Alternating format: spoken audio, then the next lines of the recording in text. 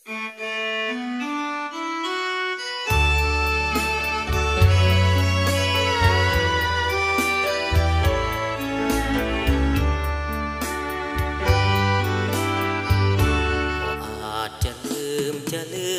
งลง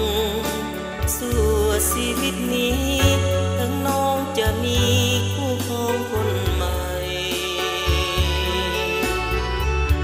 ถึงน้องจะสั่งอายก่อนถึงน้องจะถอนหัวใจแต่อายก็ลืม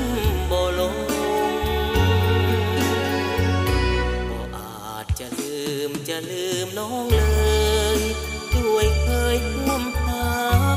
ภาพนั้นสลักฝังใจมันคงอายนี้สุดแสนอาวรณ์นั่งนอนหลับไหลใจพะวง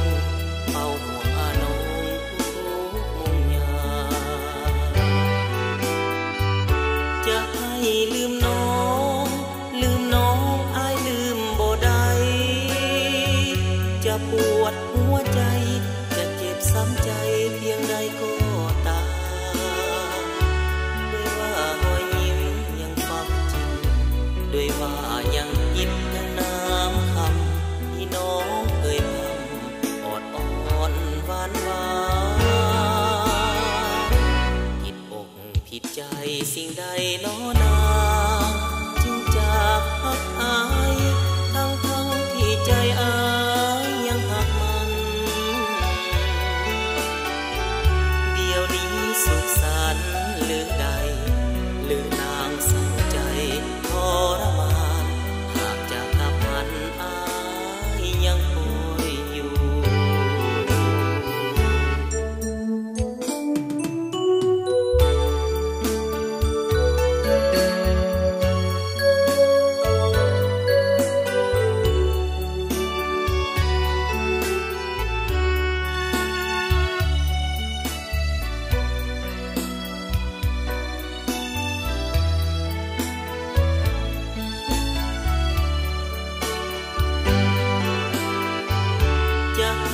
ลืม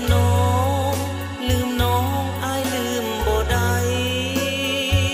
จะปวดหัวใจจะเจ็บซ้ำใจเพียงใดก็ตามด้วยว่ารอยยิ้มยังฝังจิตด้วยว่ายังคิดถึงน้ำคำที่น้องเคยพำอดอ่อนหวานหวานผิดอกผิดใจสิ่งใดน้อนางจึงจากหักอายทั้งที่ใจอายยังหักมันเดี๋ยวนี้สุขสันต์หรือใดหรือ